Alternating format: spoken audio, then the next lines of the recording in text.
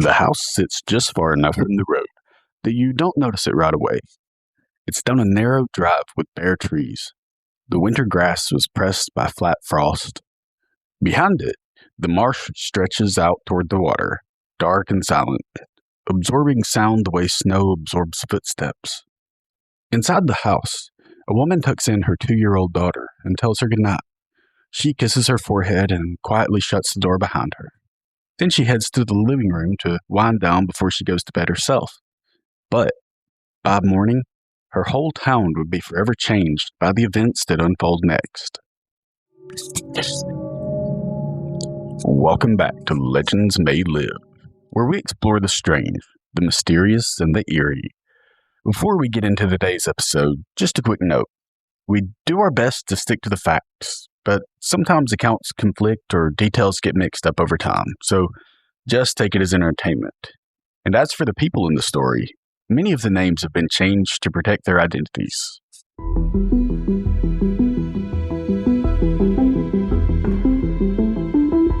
Truro, Massachusetts is not the kind of place where people go to reinvent themselves publicly.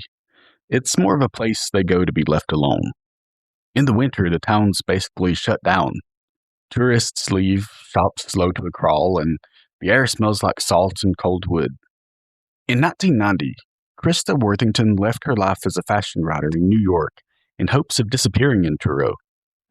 Her life, up until a certain point, had been fast-moving and polished. New York, deadlines, parties, creative circles. But something in Krista shifted. She buys a modest home near the Marsh in Cape Cod. And when she gets there, she keeps to herself. She writes, goes for walks, and does her best to live quietly. And then, seemingly out of nowhere, she gets pregnant. And 9 months later, she gives birth to a daughter. But she doesn't tell anyone who the father is. Now, in a city that might have gone unnoticed, there are countless people coming and going every day. You can blend into the crowd and just be another nameless face. But in Truro, it becomes the question. Who is the father? And Krista doesn't give any sort of hint or explanation. And of course, no one was owed an explanation, but it just seems so crazy that she almost won't even acknowledge that there is a father. And in a town where people trade stories like it's currency and know who parks where, who visits whom, and who leaves whose house after dark, silence just feels weird and kind of suspicious. So people begin filling in the blanks themselves, and without realizing it, they start writing a story for her. Depending on who you ask, Krista Worthington is a different person. To some, she's sophisticated, private, and intentional. To others, she's secretive, reckless, and hiding something. But there's one thing everyone agrees on. Krista controls her own life. She chooses who she lets in, and she chooses what she shares. On Sunday evening, January 6th, 2002, Truro had basically settled in for the night. Sundays there are slow and quiet, like the whole town just takes a break. Lights dim, there are fewer and fewer cars on the road as the sun goes down, and the cold settles in. Krista's spending the evening at home with her daughter, just like most of her evenings. Just a quiet night of going back and forth between playing with her 2-year-old daughter and mulling over her next writing project. The next morning, her dad, John Worthington, pulls into the driveway a little after 10 a.m., just like every other day. He was a big part of Krista and his granddaughter's lives. He was always ready to be the childcare for Krista when she worked. He gets out, walks up to the house, and knocks as he opens the door. John takes a few steps inside and then realizes that Krista's lying in the floor. At first glance, he thinks maybe she had passed out. And he quickly realizes that she's partially unclothed, and reflexively he wants to turn away, kind of embarrassed that he's essentially walked in on her. But he knows she may need help, so he begins to rush over. And as he does, he can clearly see that she's been stabbed, and his heart sank. He calls 911 right away, but it's pretty clear that nothing anyone can do can help her. She's already gone. And as he's on the phone with dispatch, it hits him. John hasn't heard his granddaughter make a sound this whole time. And with his heart racing and a lump in his throat, he makes his way to the little girl's room, terrified of what he might find. As he looks in, he can see her, and she's not moving. John's just saying to himself, "No, please, no." As he approaches, he sees her chest rising and falling. His granddaughter is perfectly fine. She's just sleeping. And in that, he breathes a bittersweet sigh of relief. As the officers arrive, they move through the house carefully. They can't help but notice that nothing really seems out of place. Like nothing is taken, no drawers are pulled out like you might see in a burglary. There's no signs of a struggle, nothing is broken. There's really no blood aside from Krista's immediate vicinity. And really, if not for the obvious blood and stab wounds on her body, you would think that Krista just laid down on the floor. Police continue to look for signs of entry or exit or really anything that might point to a suspect, but there was nothing. No sign of how the killer got in or out. The only thing they had to go on was that since she was partially clothed, there was likely to have been a sexual assault. And at this point, they could only hope that the killer left some of their DNA behind that could tie them to the case. From the very beginning, investigators understand this is not random violence in the usual sense. This isn't a burglary gone wrong, and it's not just some stranger forcing their way inside. This is a crime that required time and some level of access. The working theory becomes clear almost immediately. Police believe that the killer was someone Krista knew, or at the very minimum, someone she didn't fear. And as the theory spreads quietly through the town, something else begins to happen. People replay conversations they had with Krista.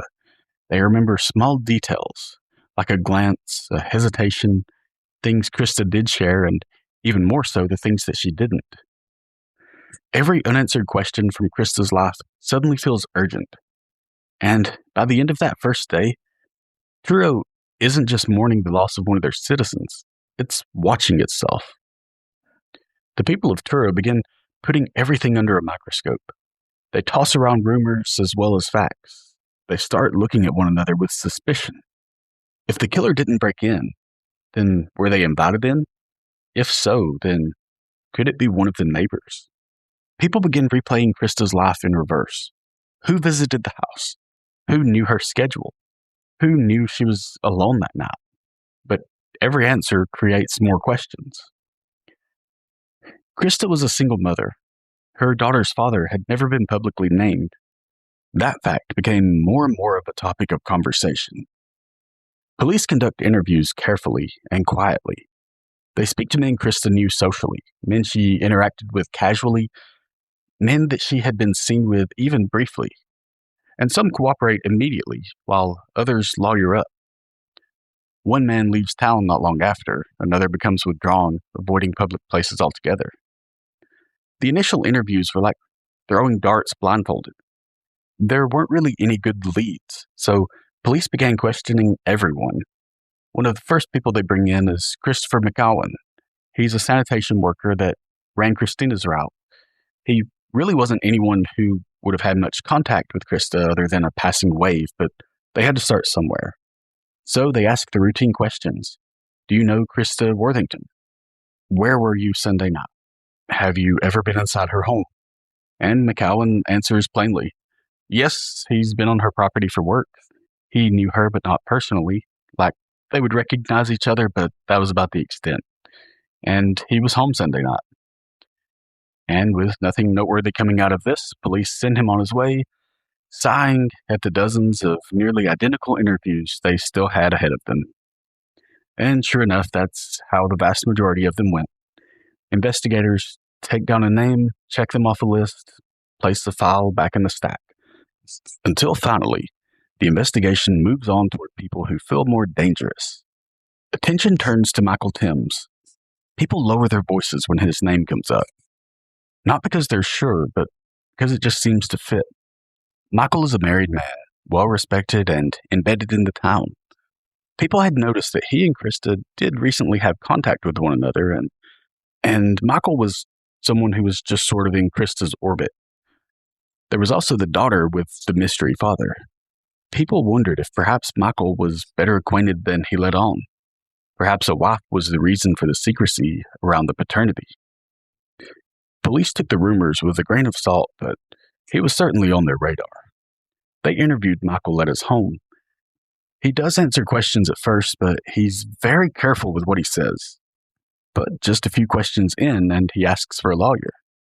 After the interview, he becomes withdrawn from public. To the town, that silence feels suspicious, and people begin to talk. One person mentions seeing his car near Krista's house once. Another remembers a conversation that felt off in hindsight. And while none of that is evidence, it still feels like motive. Then there's Evan Langford.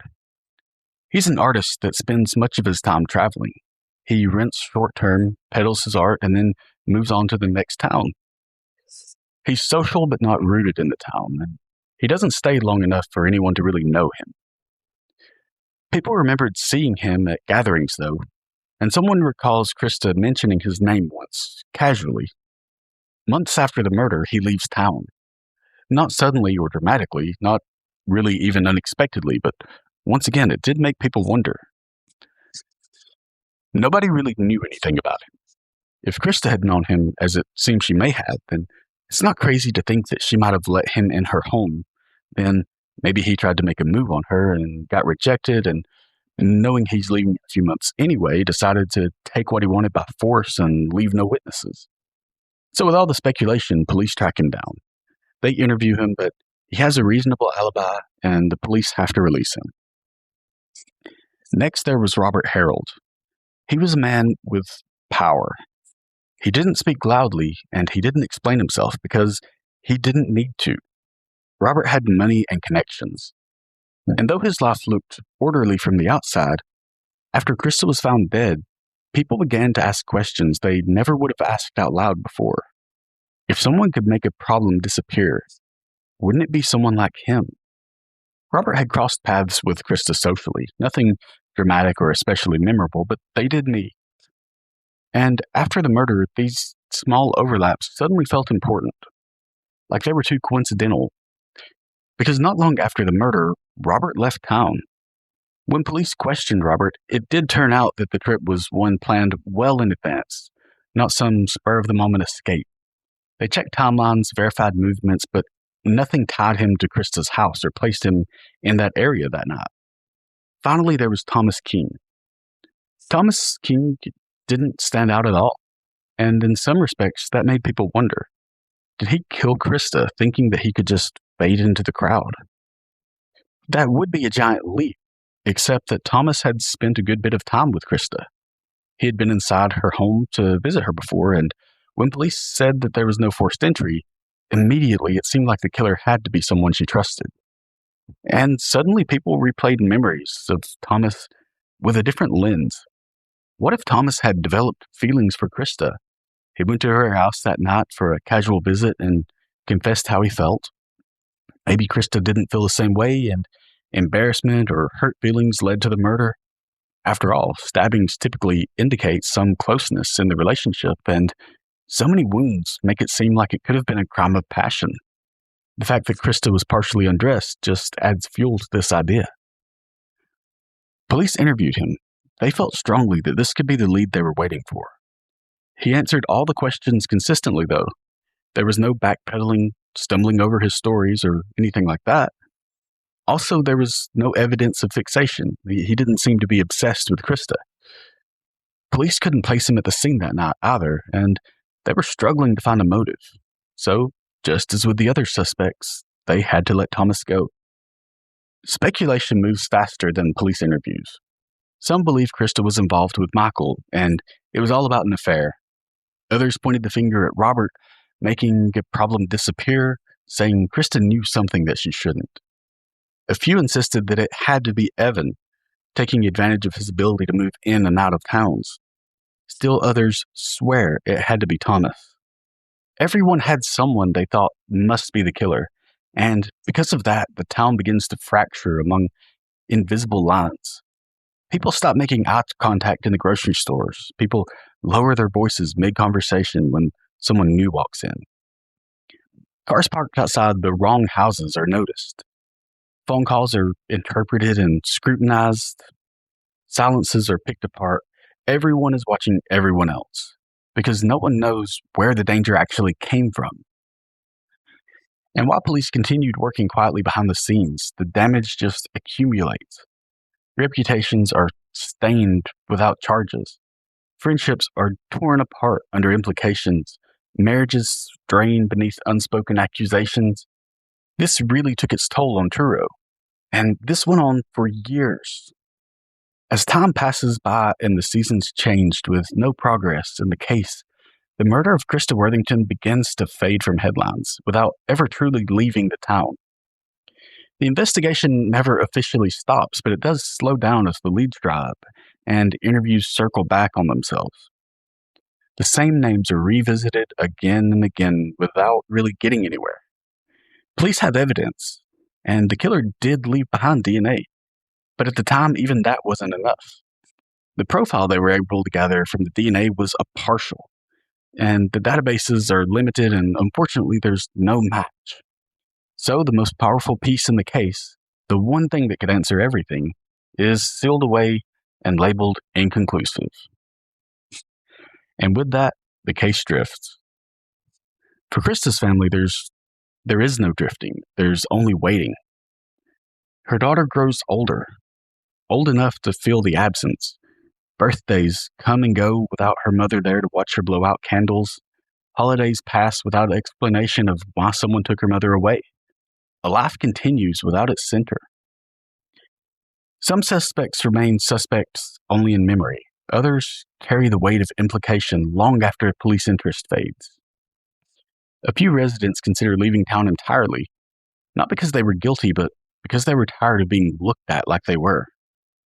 They were tired of wondering what people believed, and the silence that happened when they entered a room felt accusatory. And beneath it all, the same unanswered questions. If this wasn't a crime of passion, if this wasn't about money, or about secrets being exposed, then what was it? As the years pass, technology changes. Quietly and methodically, science advances in ways no one in Truro is really paying attention to. DNA analysis becomes more precise. Databases expand and cold cases begin to thaw everywhere in the country. And one day, someone decides to take a look again at the evidence from the Worthington case. Not because of a tip or confession, but because now the tools finally exist to really look into it properly. When the investigators did look into it, it wasn't announced. It was just a quiet decision to test it again. And when the DNA from the crime scene is reran through the updated systems, the result isn't vague. It comes back clear. And when the name appears on the screen, it stops the room cold. Soon investigators would have the answers they've been looking for all this time. Here's the best idea of what is thought to have happened on the night of Krista's murder. On the night of January 6, 2002, Krista Worthington was at home alone with her daughter. Her killer had previously been inside the home. He knew the location and layout. So that night when Krista got a knock at the door, she checked to see who it was, and she was a little surprised to see them there, but she opened the door and politely said hello. Then, we don't know exactly what, but the killer told Krista something that got her to let them inside. Then she shut the door behind them, and they began to make small talk for just a few seconds, but the killer begins to move closer and closer. This is making Krista a little uncomfortable, but before she could say anything, the killer pulls out a knife and forced himself on her. Krista fought back, but the killer overpowered her and stabbed her over and over again. And when it was over, the killer just got up and walked out as if nothing had ever happened. He went home, climbed into bed, and the next morning he got up, got dressed for work, and then went back to Krista's neighborhood to continue his work in trash and sanitation. Christopher McGowan had flown under the radar for years. He was among the first to be interviewed, but was never really a suspect. He wasn't a wealthy local or some traveling artist. He wasn't a secret lover or a hidden father or someone with power. He was just someone who moved through Truro quietly, cleaning up after other people. He was so far out of the spotlight, he was never mentioned in the late-night conversation about who might have done this. He had worked in the area, handled trash, and moved in and out of neighborhoods without leaving an impression. He wasn't part of her inner circle, he was part of her background. The implications land all at once. All the years of suspicion, years of ruined relationships, years of people watching the wrong doors, all of it collapses under one undeniable fact. The killer wasn't someone rich and powerful. He was someone ignored. Police move quickly to bring McCowan in for questioning, and at first he denies everything. He says he has no idea what they're talking about. But his confidence came crashing down when investigators put the evidence in front of him. His attitude shifts as he realizes he's caught, and thinking his best bet at this point was to cooperate, McCowan admits to entering the house, the assault, and to the murder. And his motive wasn't a relationship or jealousy, and it wasn't to protect some secret that Krista knew, but just because the opportunity was there. The truth is harder to accept than any rumor the town ever created, because it means that this was somewhat inevitable. It wasn't a tragic end written by passion or obsession. It wasn't someone pining over her. It was random and sudden. When word spreads through Truro, the reaction itself isn't relief, it's disbelief. Some people feel vindicated, others feel sick, but many feel ashamed. Because the town had spent years suspecting the wrong people, while the real danger passed through unnoticed. McCowan's confession doesn't really arrive the way people expected. There's no sudden flood of remorse. There's no dramatic final words. It's just a guy in a room confronted with evidence that he can't argue against. Christopher McCowan's confession is methodical. He doesn't frame it as a moment of passion or try to romanticize it. He doesn't offer a story that makes sense of the violence. He just explains what he did, and that somehow makes it worse. Investigators document every word. The details align with the physical evidence. The DNA, the scene, the timeline. There's no contradictions big enough to unravel the truth. For the first time since 2002, the case has an answer. And with that, the legal process finally begins. McCowan is charged with first-degree murder and aggravated rape.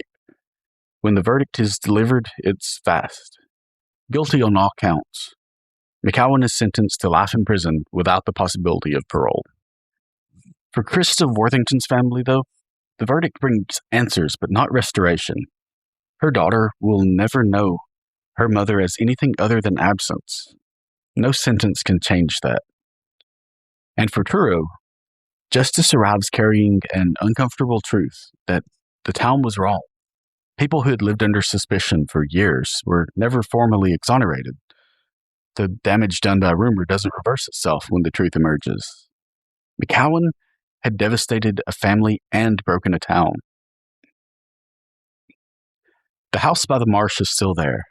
The road leading to it hasn't changed much. The grass still bends under the winter frost. The wind still moves across the water without resistance. From the outside, there's nothing to suggest what happened inside those walls. Truro never becomes known for the murder of Krista Worthington. There's no roadside markers, no guided stories or public memorial. The town just kind of absorbs it quietly, the way it absorbs storms or seasons. But people remember. They remember years of looking sideways at one another, the tension that lived beneath the conversation, the feeling that something had fractured and never fully repaired. For Krista's daughter, the story is different. She grows up away from the crime, shielded as much as possible from the details, but absence has its own weight.